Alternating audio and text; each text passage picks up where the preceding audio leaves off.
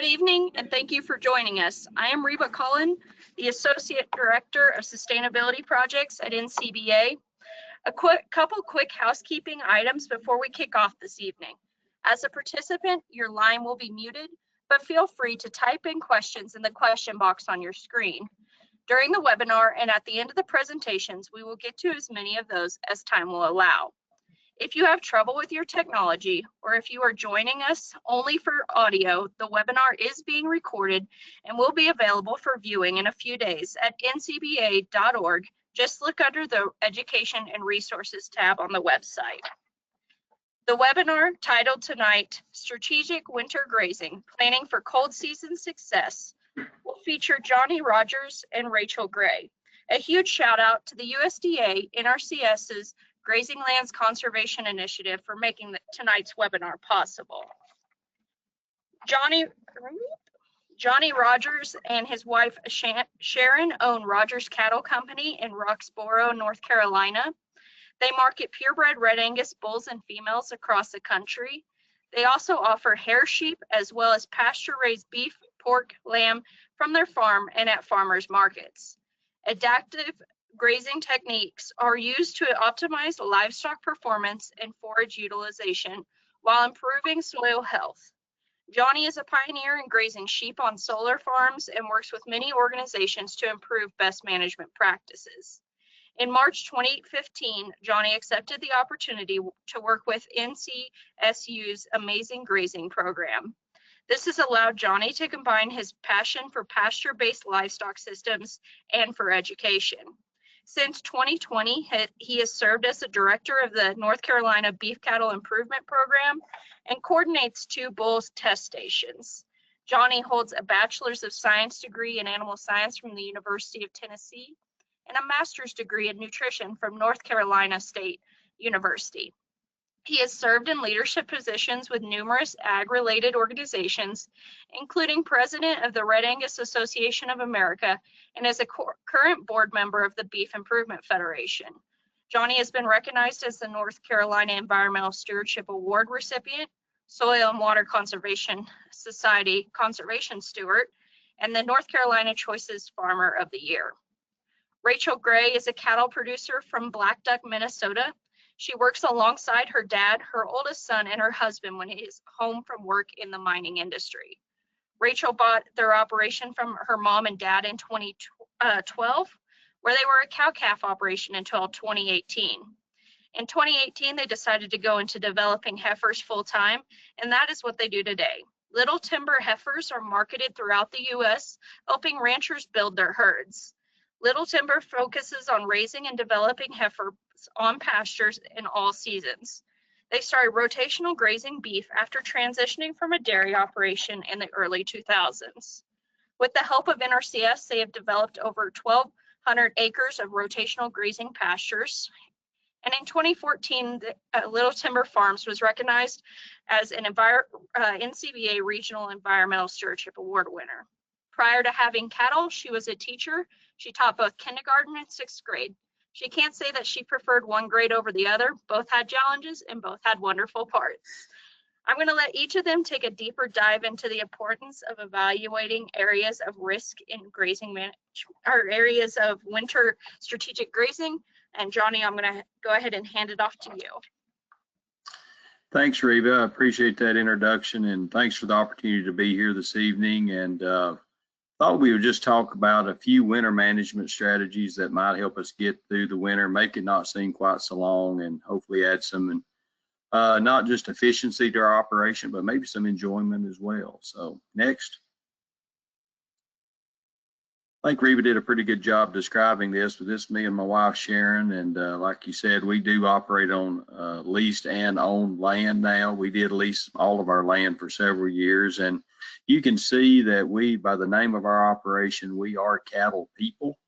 I swear we are, but if you can also look at our enterprise mix through the years, some that have expiration dates and some we're still doing, you can see we're easily distracted by other things. And we kind of settled in for a red Angus seed stock operation and doing some solar grazing with some hair sheep and doing some direct marketing of pasture raised meats. We've done custom grazing, meat goats, and any of those things are fair game for conversation later during our question and answer section. So next. Thought we'd talk a little bit about adaptive grazing management and some of my work with Amazing Grazing. One day my boss asked me, he said, you know, we talk a lot about adaptive grazing management. He said, how do you define that? And this is kind of what I come up with back in 2020. Adaptive grazing is just using proven grazing management principles and practices to meet the dynamic biologic, economic, and social needs of individual grazing opportunities and their communities. I think it's very important what we do out on our farms in our rural communities. But when we talk about adaptive grazing management, I like to think of it as a thinking person's game. You have to think to do this. I used to call it a thinking man's game. And then I realized while I was out talking to people about this and kind of helping them develop their grazing operations, my wife was at home managing our grazing operations. So I changed that pretty quick. It's a thinking person's game, and something we can certainly enjoy and continue to improve on. Next. So I thought some of the key grazing practices we had talked about this evening, and again, these I don't know that they're the most important necessarily.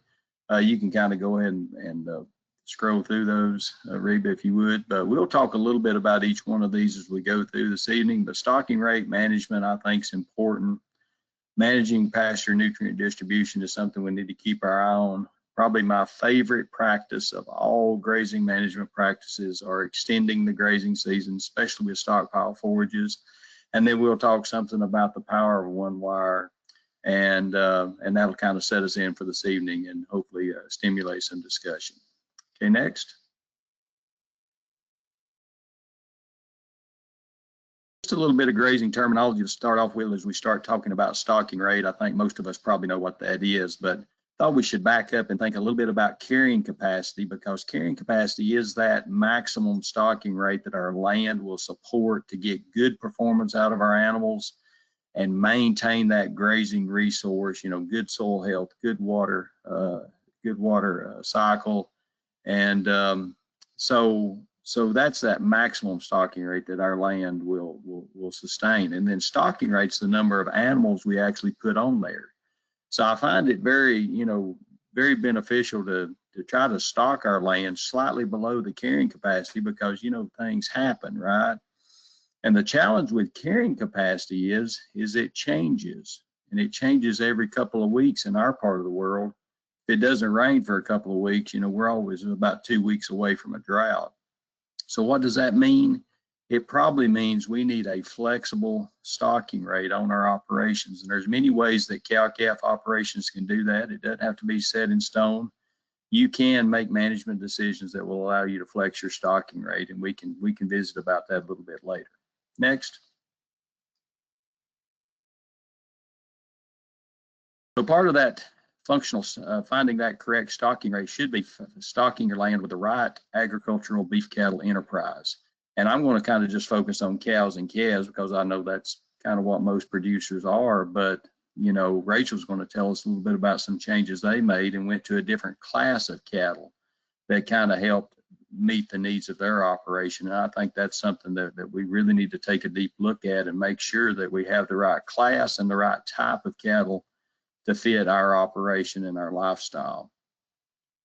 But if you look at finding functional cows, you know, we can look at average wean and weight, and that'll kind of give us a picture of milking ability and growth rate of calves. Pounds of wean per cow exposed, that's kind of the gold standard, if you will, pulls in some reproductive performance of cows. But we go a little further and we think about pounds of calf wean per pound of female exposed, then that kind of gets us to the point of saying, okay, not every cow is the same size, not every cow weans the same way to calf. So maybe ties in a little bit of efficiency there, maybe.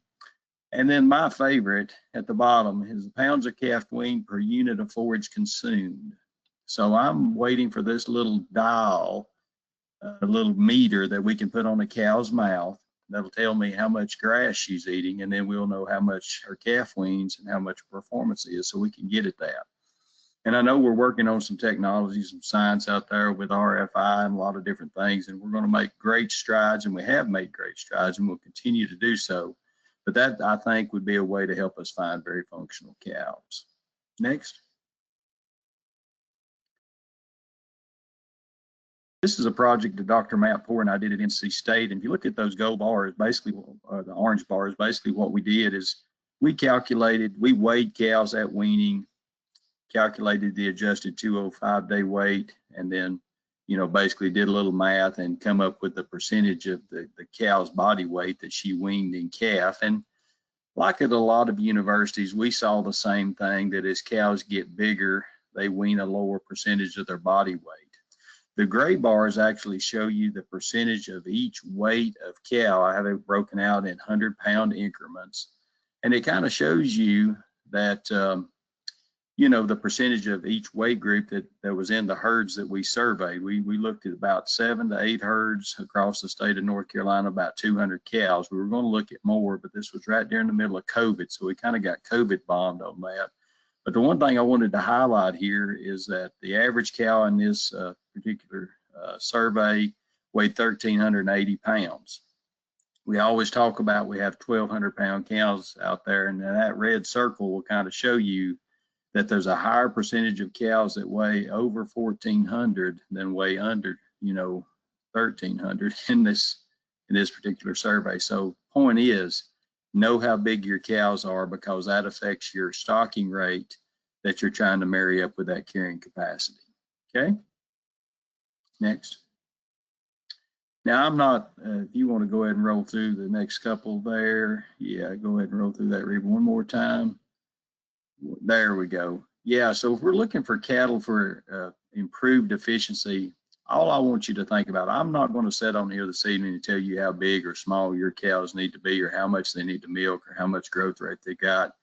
All I want you to do is to recognize, as an industry, we've done a fantastic job of selecting for income generated, revenue generating traits. We've done a great job at that. All I'm suggesting is that maybe we need to look at the other part of the equation a little bit, and maybe look at some things that can affect the cost of production, like mature cow weights and more milk production than we might need in some situations, which can lead to extra cost and decreased reproductive performance. So let's just look at that and keep that in mind as we start selecting cows and stocking our farms and ranches. Next. So next we'll move into improving soil nutrient distribution with grazing management, maybe some things there that we can talk about. Okay, next slide. This is a project that we did at, it was actually funded by NRCS. It's a Conservation Innovation Grant Project. And this is our Cherry Research Station in Goldsboro, North Carolina. That would be in the eastern part of the state, in the coastal plain. And what we did was some pretty intense soil sampling there. That's a 40-meter grid. It was 120 feet between those dots and those points. And it involved, we had our GPS technician put a flag at each one of those spots. And then myself and a couple other scientists, we went around and took 7 core soil samples at each one of those places. That involved a lot of bending over, walling around on the ground, getting up, and things a guy my age just loves to do, right? And so the process wasn't that much fun, actually collecting the data, but the data we got was really pretty cool. And what that's kind of showing you here, as you get to those triangles and as they get bigger, we have excessive nutrients like phosphorus. So you kind of say, well, I wonder what's causing that. And you think, where do we do most of our winter feeding here at Cherry Research Station? Well, there's a couple of places there that you can see. That's where most of the winter feeding program is going on. And therefore, we have a lot of nutrients building up in those areas. So that kind of got us to thinking. Next slide. Could we change the way that we're feeding cattle during the winter to maybe improve the nutrient distribution on our farm to help us grow more grass, better grass, improve soil health, so forth and so on? And what we're really trying to prevent, and this is not at the Cherry Research Station, this is just some pictures I found on Google. We're trying to avoid mud, right? And, we live in a very wet, humid environment where I've farm and ranch, and, you're going to have some mud when you've got rain in the wintertime, because our ground does not stay frozen. It can get frozen, but it doesn't stay frozen like it does in many parts of the U.S. So we're trying to avoid this as best we can. And we know that there are some advantages to doing that. Next slide.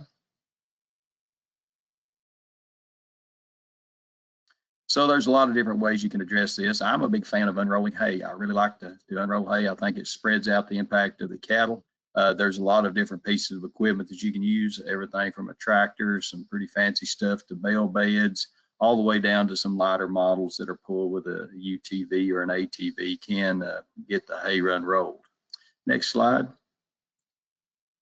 But one of the things that my folks who challenged me about unrolling hay, they're saying, hey, you know, there's going to be a lot of waste out there. Well, to me, if the hay that's not eaten out there, you've got carbon you're adding back to your farm, and to me, that's not really wasted. But I will acknowledge that when it's raining a lot and you go in and unroll this, especially with younger cattle, like replacement heifers or stocker calves, they tend to want to just walk through the hay and look for something better, where a brood cow will kind of stop and start eating and kind of be satisfied and go from there. So next slide.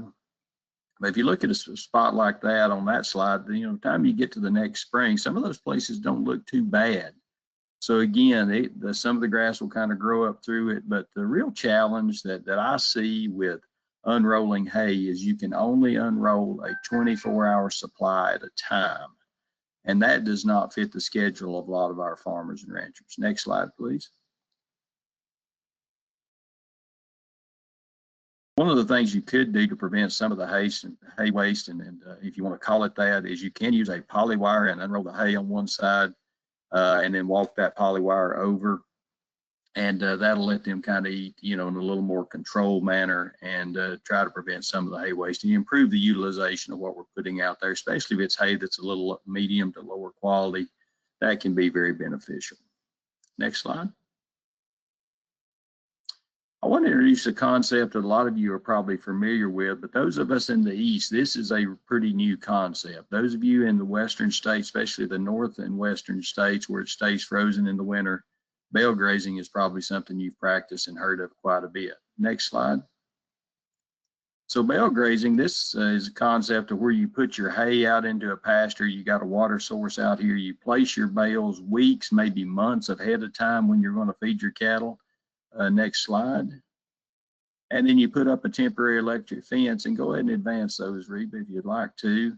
And as the cows eat the hay, you just start moving your poly wire. So it's like frontal grazing or strip grazing, whatever you want to call it. And you just keep moving through there, and the cows consume the hay. And why would you do that, though? I mean, why would you come in and why would you not just unroll your hay? Next slide, if you would. Well, there's some advantages to bale grazing. One, it can kind of let you, I say labor savings, but it's really probably more of a labor concentration of a particular time. So instead of taking round bales out every day to unroll, you would place those bales ahead of time, so you don't have that constant equipment traffic going in and out of your fields on a daily basis. So you have less damage on your pastures from the heavy equipment that we're moving out there. You do capture and you have better distribution of nutrients, because we all know where cattle eat, they also urinate and defecate. So we can pick the sites that we want to bale graze to add a disruption, if you will, to the grazing system there. And over time, we can build diversity in that plant community. And sometimes that's good diversity, like other types of grasses and other type of forbs that cattle like to eat. Unfortunately, sometimes it's things that cattle don't like to eat. So we have to, I will just be honest and upfront about that. What are some of the disadvantages of soil pugging and disturbance? Again, in our part of the country, you know, we're trying to develop best management practices. I'm a part of a multi-state grant now where we're actually working on farms, working farms and ranches, where we're testing, you know, how much bale density do we have? You know, how do we place the bales? How many bales per acre? And trying to develop, you know, practices that will be applicable here in the East. Like I say, if the ground stayed frozen all winter, it'd be a little more straightforward, but we don't have that luxury. It does work best for higher quality hay, and then we do kind of encourage some reseeding, you know, coming back in after a bale grazing event. Next slide.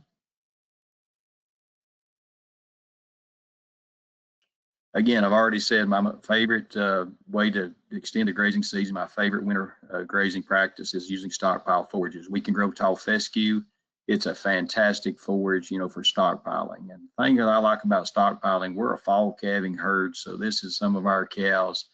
And when we're trying to get cows bred and pregnant, that's when the stockpile forage is at its best nutritional quality. So we've got excellent nutrition, the best nutrition we can provide to our cows on our operation. You got a rested plant that kind of builds soil health and nutrient distribution, and it's safer to move that poly wire every day versus having a tractor, out in the field and feeding hay. Next. Again, just a little bit about grazing. You can stockpile any type of grass, any type of forage. The thing that makes fescue very special is it is a very tough grass that takes the freezing and thawing and moisture that we have very well, and it will hold its quality on through the winter, and I'll show you that on the next slide. But this is just a little bit about how you would process a stockpiling fescue. What we're trying to do is capture that fall growth with maybe a little bit of nitrogen added or not, depending on the soil health that you've got.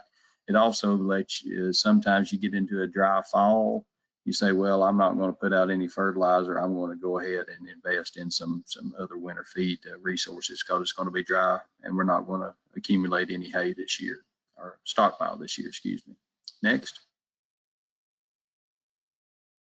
This is some work done by a colleague of mine, Dr. Matt Poore, and it kind of shows the nutritive value of stockpile forage as you go through the winter, and you can see it stays well above the line. The solid line is the TDN, ADF, and crude protein of hay, and in every case, just about, it's higher in nutritive value, the stockpile is, compared to the hay that was available on those farms. So great nutrition coming from stockpile forage. Next. You say, Johnny, I'm not in the fescue belt. I'm in the coastal plain. I'm in Bermuda country. What can you do? Well, we can stockpile Bermuda grass as well. The timing's a little different compared to fescue, but we can sure do that. Add a little bit of nitrogen in mid-August, let it grow, and start grazing it in October to December. And it's amazing the quality that it will retain. That's on the next slide, Reba, please.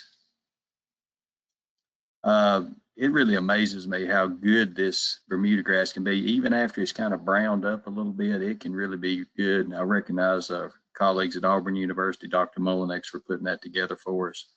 Next slide.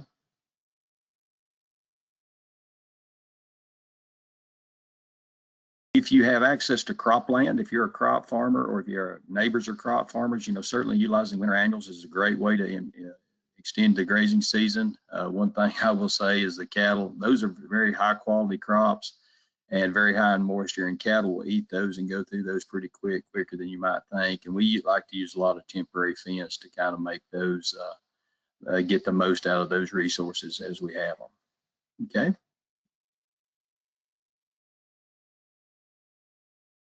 The reason I like stockpile forage and keeping cattle out on grazed land and unrolling hay and bale grazing is because every dollar a cow consumes in her mouth, she's going to deposit about 85 cents of that dollar somewhere out there on your farm. So the more we can keep them out on the land and grazing, or bale grazing or grazing stockpile or annuals, that just helps our nutrient distribution on our farms and ranches.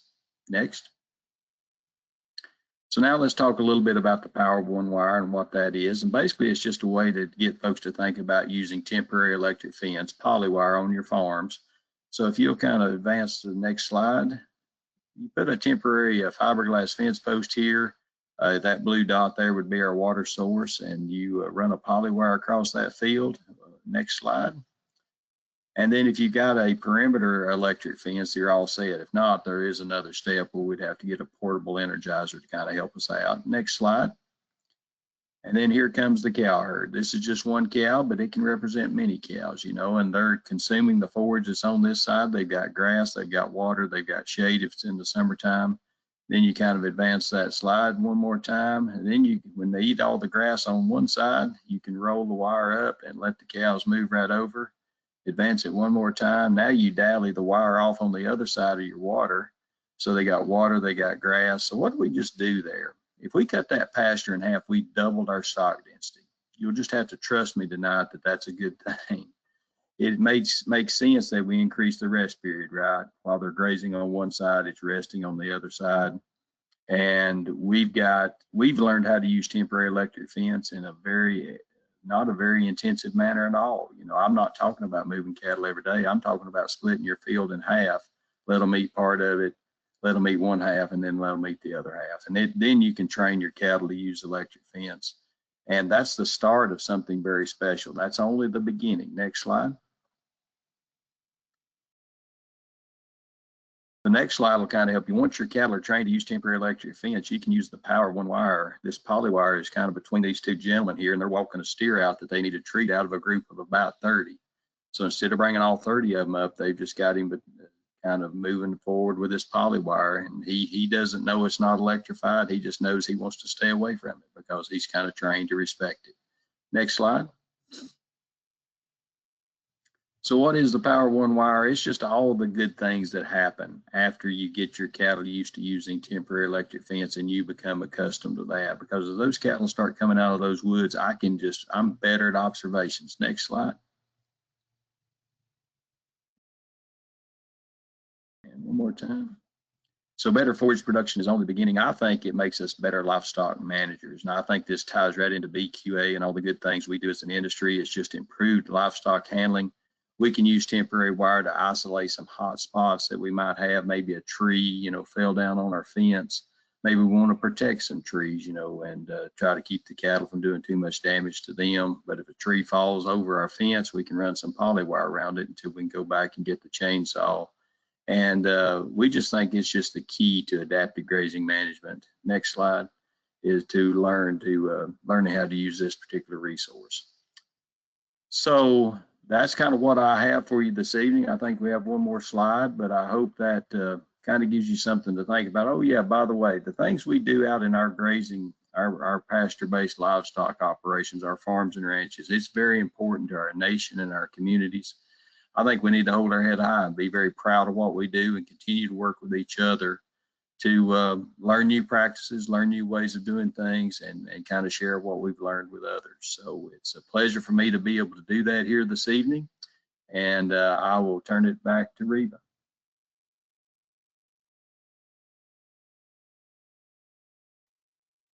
Thanks, Johnny. Rachel, do you want to come back on and we'll start with yours?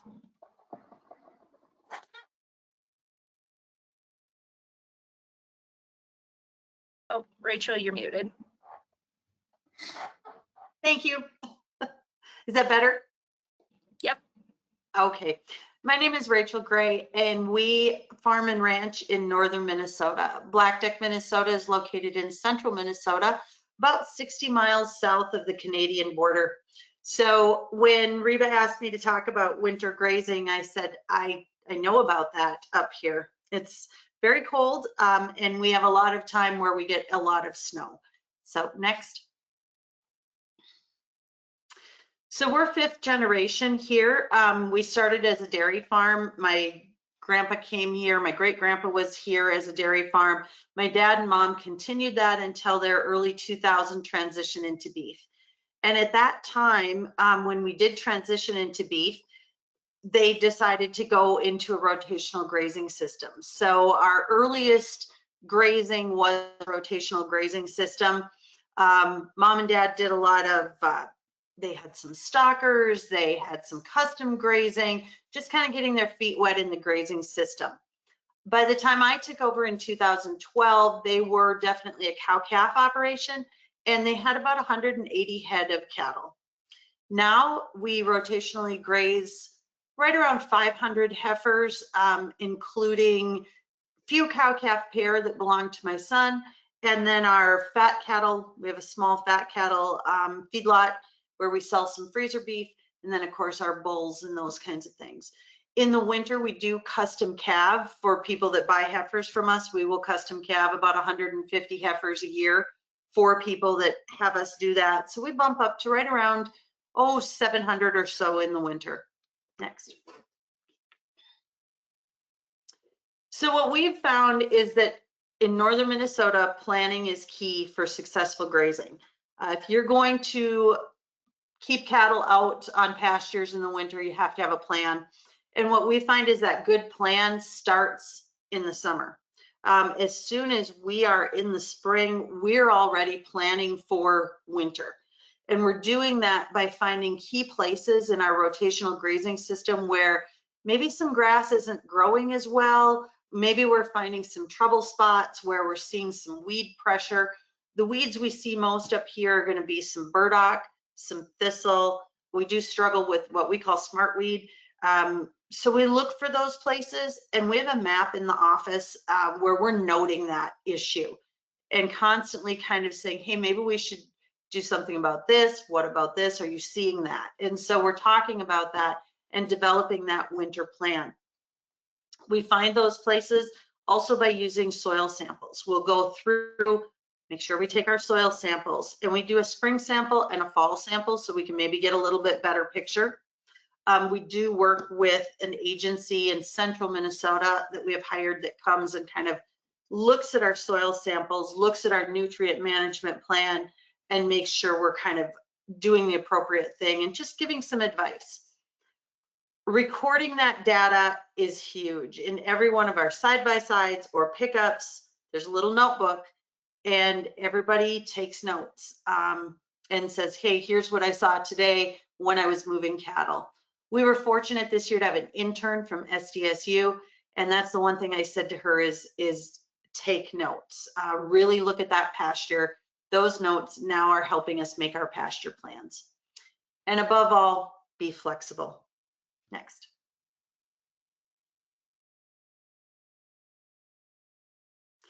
So when we develop a winter plan, we again find those areas that need nutrients and monitor those pastures throughout the summer, note those areas, and we use both rolling hay and bale grazing. And so what you can see here is some hay that we actually rolled out. Sometimes we'll just roll it with a skid steer if we're taking a load of hay out to the cattle anyway, to place in our grid system. Whoever's in the skid steer will just kind of roll that hay in a roll. If we're happen to be bedding that day, we do use a lot of bedding in our pastures because we get a lot of wind. We have trees, which are good wind breaks, but we still get a lot of wind, and we also get very cold. November is great. December is nice. When we get into January, we're often dipping into 20 to 25 below nights of real temp plus some wind chill. So we want to make sure that these cattle are nicely bedded and cared for. We're also very systematic about our bale distribution. We use the same plan that Johnny showed, kind of a grid system. Ours is modified in that we're placing the bales out there as our feeding. We're probably feeding bales every 3 days. So we're going out every 3 days, and we're actually bringing the bales out, placing them, and we're starting as far away from the water as we can in November. And then as it gets colder, we're moving closer to our water source, keep that water source open, because a lot of our water sources do not have electricity, and I'll show that later. Go ahead. Next, sorry. We also like to extend our grazing season. We have found that in northern Minnesota, there's a lot of cover crop programs. We're using interseeding and we're using stockpile. So what you can see here, the cattle on grass, that is actually a stockpiled pasture that had been interseeded. So that was a pasture that was intentionally grazed off. We knew it needed some help. So we grazed that very hard last fall. We did a lot of bale grazing on that through the winter. And we came in the spring, we interseeded that with a no-till drill and then just let it rest. And so we moved to that now in the fall, and that's kind of what it looks like. The other side, that is a field that is a pasture. We're waiting to go on to that, and we actually will divide that this fall with using poly wire to kind of strip graze that. I think there are 10 different species of plants and legumes. What you see there on top is a brassica, I believe it's twister. And we use that a lot in our pastures. So that is a grazed cover crop. And then that will just continue to be a pasture. Next.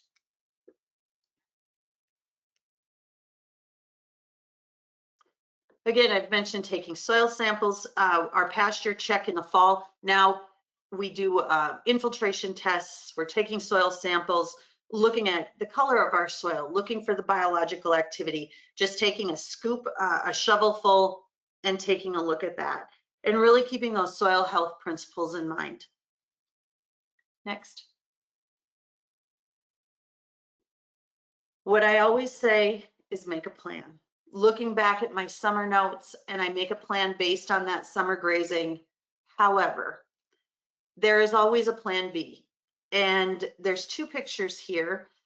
One where you see the old manure spreader with some cake in it. If you are in the West, you're familiar with that. That is actually wheat Midland cake, I believe. And that is the summer of 2021. I believe that picture was taken probably about the 10th of July. We were burning up. We had not seen rain in the spring, driest summer here on record, and it got worse after that. And so we were trying to figure out what our plan B would be. We had no hay crop to speak of. No one had feed here. And so what started as a group of farmers and ranchers at our local co-op was getting some cake brought in. And so a lot of us functioned on that. Of course, we didn't have a cake feeder. So the next best thing we could all come up with was a little manure spreader and, you know, shut the beaters off and kick it out in piles and feed some cattle. We actually ended up leaving, our cattle left here on the 20th of August. We did last that long with some strategic rotational grazing and things.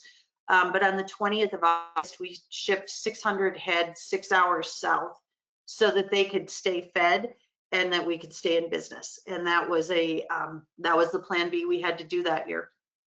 However, we came back and it started to snow and we ended up with very deep snow. And so the next winter, we had snow so deep that we could not get to anything that was stockpiled. We had a terrible time bale grazing.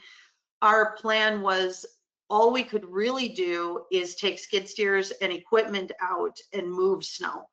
And you can see how high the snow is on those cattle. We were breaking trail for most of the winter so the cattle could get to water and so that we could move from place to place. We had a lot of snow that winter. So always have that plan, that flexibility. The other thing Johnny talked about in his presentation is making sure that your cattle fit your needs. And that was a big thing for us here. When we transitioned from regular cow-calf to heifer development, it was absolutely what I wanted to do. I was interested in heifer development. I'd been developing heifers kind of on the side of the cow-calf operation for quite a while. But the real decision came because my mom had cancer. And my dad and I both looked at that and we looked at our lifestyle and we thought we cannot continue with the cow-calves. We want cattle, but we have to make some room for taking care of her. And so at that time, we really looked at our stocking rate. We looked at the cattle that we had and we made the decision to go to heifers because it allowed one of us to always be in the house with her. And that was a great decision. And so it's, sometimes I always tell people it's okay to base a decision on what's going on in your life. Make them fit you, not you fit them. And so we did that, and it's been a very successful move for us. We can increase our stocking rate. With our cow-calf operation, we maybe had, I think at the most, we had 300 cows at one point, 300 calves, and now we're running up to 600 heifers. Next. So again, I talk about planning a lot, and I found some tools that really work well for me. And planning looks different for each of us. Choose something that works for you. Make sure it's portable and usable.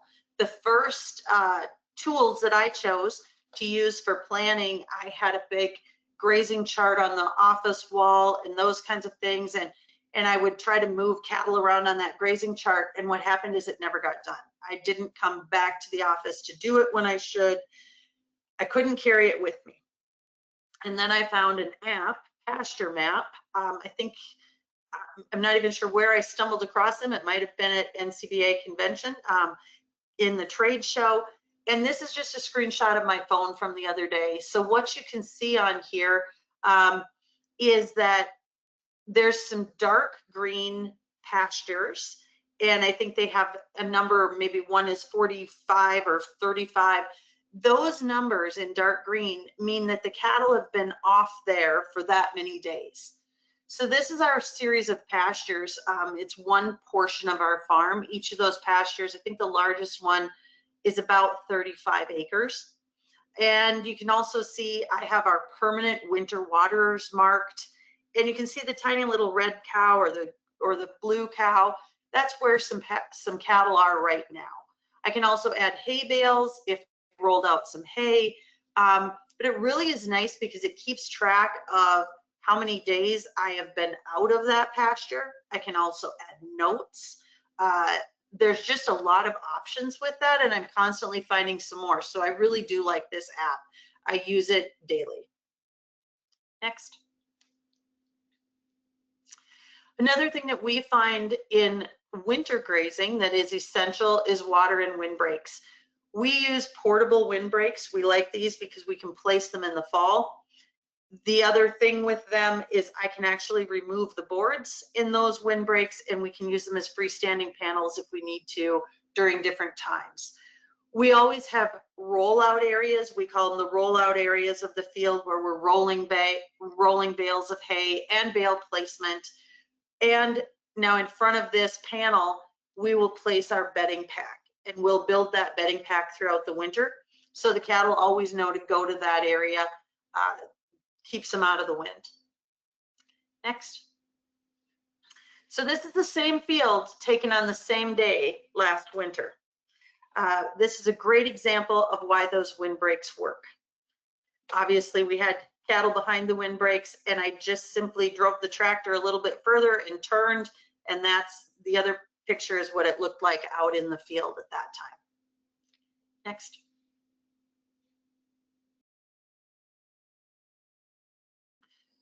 A lot of people ask about our watering system. So we have directional bored water lines from our wells into what we call a valving station. That's a piece of double wall culvert, and the portion that's in the ground is actually spray foam insulated.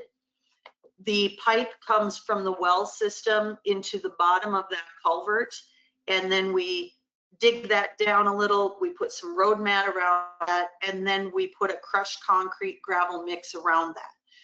The culvert is then cut off, and a tank is set on top of that culvert. And this is not actually the same system. The two pictures with the culverts are a system that we're actually working on right now. That's a new watering station. The other one is about 15 years old. So that one actually needs a little bit of work around the one side. You can see it's filling a little bit too much there. I noticed that, actually took that picture last night. So I noticed that last night. But we like this system because we're actually using the ground heat to keep the water flowing. And we will get some ice on the top of these tanks, but it is maybe 5 to 6 inches of ice. And then we can break that every day and throw that out. Next. Bedding and bales are also important. Remember, each system is different. We can only use polywire here in the summer, in our grazing plans in the summer. We have to move cattle often in the winter, and we're so governed by our deep snow and cold temperatures that we just can't move a polywire as often as we would like to. And the other thing that happens is sometimes overnight we will get 2 to 3 feet of snow, and then we're digging polywire out. And that's not much fun for me. So we do move our bales every 3 days, and we do spread bales with the kind we call the bale shredder. It's a Vermeer bale processor, and we use that for both bedding and actually rolling out bales. So that really works for us in the kind of extreme conditions. Next. This is just another picture of kind of a fresh roll. I think we rolled that one with the skid steer. And so we'll do that throughout the field, just kind of try to find some clean ground. Next.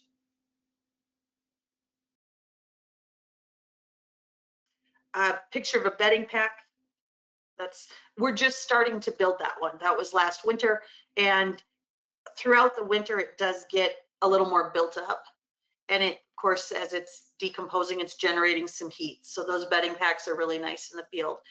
When we're done in that field for the winter and we're coming into spring, we will pile that bedding pack and then spread that, let that compost down, and then spread that out. Whether we put it on that field or we take that manure and take that to our corn ground. Sometimes we will use those bedding pack areas and put that manure onto our corn ground. Next. One thing we have to be careful of here, and this is kind of back to being flexible, when we bring calves in, they're coming out of North Dakota and South Dakota. So we're buying cattle that probably haven't seen electric fences. We're buying those 6-weight heifers off the cow. And so we do have lots that they come into where they learn about bedding packs and they get electric fence broke. So for us, in our system, using a poly wire at the very beginning of our grazing and the very beginning of going to pasture doesn't work because they've never seen it. They need a very hot fence to learn about electric fence, and then from that point on, they're very good with it. And by this time of year, we can definitely use the poly wire with our bred heifers, but it does take a little bit to train these new crop calves as we look forward to them coming in. Next. And thanks for learning a little bit about our grazing system.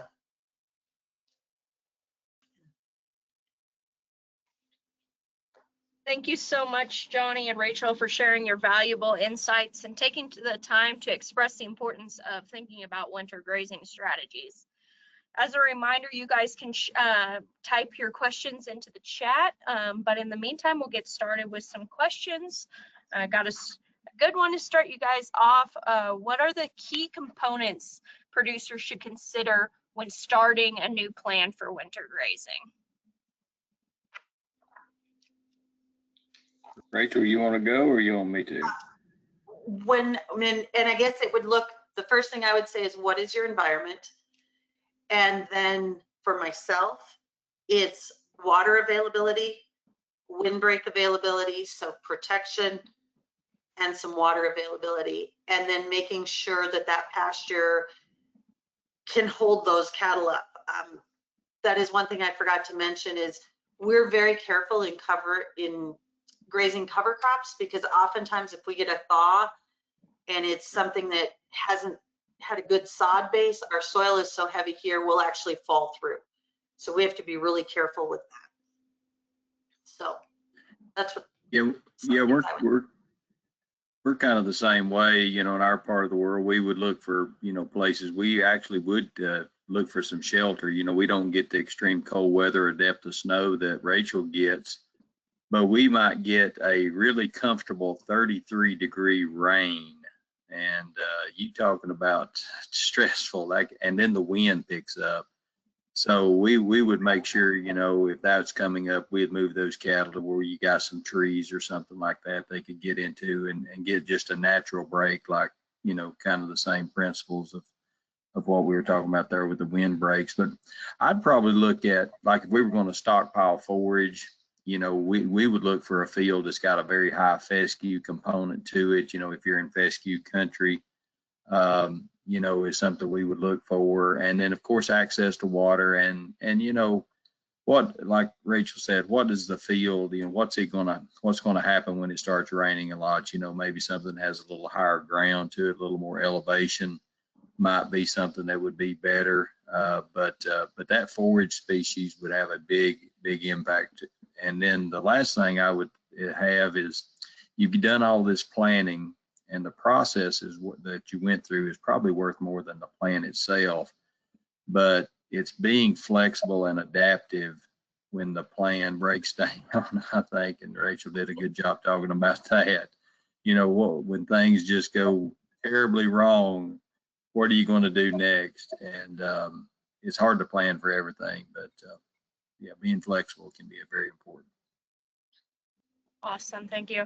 Johnny, we have a question for you directly. Have you ever explored grazing stockpiled hay ground? You know, we never have. That's a great question, but we buy all the hay that we feed on our place, so we don't have hay equipment. So it's really, we don't have hay ground. Everything we've got, you know, got a fence around it.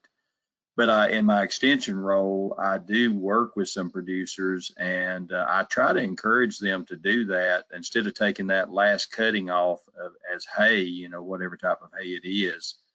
You know, let it stay there, because that plant, you know, is going to get rested. It's going to continue to pump carbon down into the root system. It's going to build more vibrant roots because you're letting the plant kind of express itself. And I think that could be a very good thing if you can graze that off. Then that would be something I think would be very beneficial. I would add that we have 2 fields that are really, they're heavy alfalfa fields, but with a lot of grass also. And we wait until those fields freeze. And then we've taken a first and a second cutting off those, and we let them freeze now, and we'll go to that as soon as it's frozen. Awesome. Thanks for those insights. Next question we have is on mineral supplementation, and what's your guys' thoughts or plans for using mineral supplementation during the winter? We use a mineral that's really not very exciting. In our part of the world, you have to watch selenium, copper, zinc, and of course salt and magnesium are things that our forages will typically be deficient in. But our mineral we have, it's a 4-ounce mineral that we have put together and manufactured for us. It has the hydroxylate forms of the trace minerals there that are pretty good as far as bioavailability and absorption. And we've got along very good with AI conception rates, natural service rates, we've done embryo transfer work through the years. So we've not found that we needed to go to the extremes, you know, of minerals that have a lot more features and benefits. Now, there's a lot of places you need that type of mineral, but ours is pretty basic, and we get along really good with it. It's just a dry mineral. So we have a free choice mineral that we use, and our forages are tested before we get new crop calves in, and then we test throughout the winter. And so if we need to change something, we can have it changed. But it's a really good, we call it the breeding mineral. So it might have some extra vitamins and things like that, especially pushing up, coming to that breeding season that we have in May. So we want to make sure they're really on a good chelated mineral, that kind of thing. So we work with the nutritionist to do that. Awesome. Our next question is, what triggers do you look for when considering destocking in the winter? Johnny, if you want to start us off. Yeah, well, I hope you would see that coming maybe before we got into winter. You know, again, going back to managing that stocking rate, before you can even think about stockpiling forages, you know, if you're maxed out on your stocking rate, in other words, you're right up on your carrying capacity, you don't have enough slack in the rope, I'll call it, to, you know, to set some land aside for stockpiling. So I would probably address that stocking rate first and foremost. And then, you know, you can kind of do a little bit of math. You know, if you know roughly what your cows weigh, you know, 2.5–3% of their body weight is dry matter intake, and you kind of look at your hay inventory and kind of what's locally available, you can kind of see that coming, and hopefully you won't get into winter and then have to destock. Maybe it's something you can do, and it'll just give you more marketing advantages the quicker you can start, you know, pulling the trigger, using your language there, which makes a lot of sense. So. Perfect. Looks like we have time for about one more question, so we'll throw a hard one at you guys. What is one mindset change that you guys have both made that benefited you the most when thinking about winter grazing?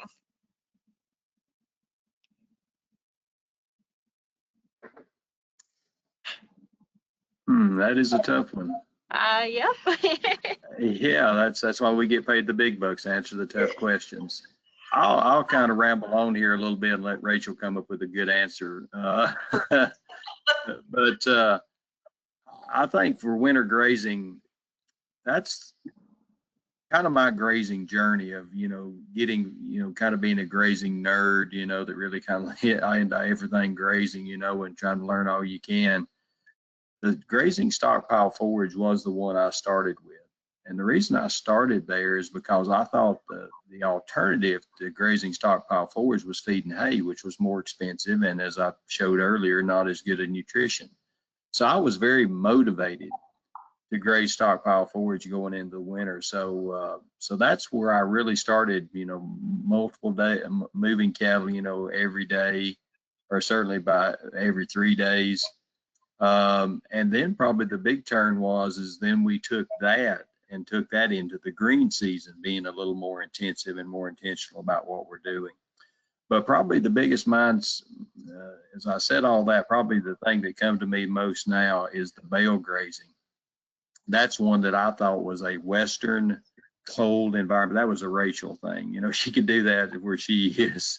We can't do that in the East because we're too wet and we're too open. But I think now my wife, again, I come home with a lot of crazy ideas. I admit it. And she told me, she said, this is a clear advantage for us in our situation, bale grazing, than what we were doing before, trying to unroll every bale. And it just doesn't work for our labor. We're kind of a mom and pop kind of operation. So the bale grazing and changing our mind, and it's not just a Western thing, it's something we can do in the East. We've got to do it a little different, and we're still figuring out what different looks like. But that's what I would come up with. Rachel, now tell them the best answer. Well, I don't know about that, but I was thinking back to when I took over from my dad, and we did not stay out to pasture. And so everything came in close to the buildings, and everything was fed hay right there in lots. And when we transitioned, I said, I think we need to stay out on our pastures. And that was the first mindset change, staying out there, providing windbreaks, those kinds of things. And then, of course, I always say the most expensive words in ranching are, we've always done it that way. And so my dad was kind of a little bit, we've always done it that way. We can't be out there. And changing to grazing stockpile for us was something that we didn't think we could do. And now we have pockets of stockpile all over that will last into December. And most people aren't grazing in December in Minnesota. Now, it doesn't always work. If we get a load of snow, of course, then we have to be flexible and be ready to switch right away. But that was really a mindset change for us. Is, again, the person that asked about the hay, we have fields that are specifically hayed and then left, that third crop is standing out there ready to freeze, and we will let that go as stockpile. And so that was a big change for us, and something that we really feel is a valuable change. Awesome. Thank you, guys. Those are great insights and a great way to wrap up. Again, thank you, Johnny and Rachel, for your time this evening, and for everyone joining. Also, a thank you to USDA NRCS Grazing Lands Conservation Initiative for making this webinar possible. And again, the recording will be available in a couple of days at ncba.org under Education and Resources tab.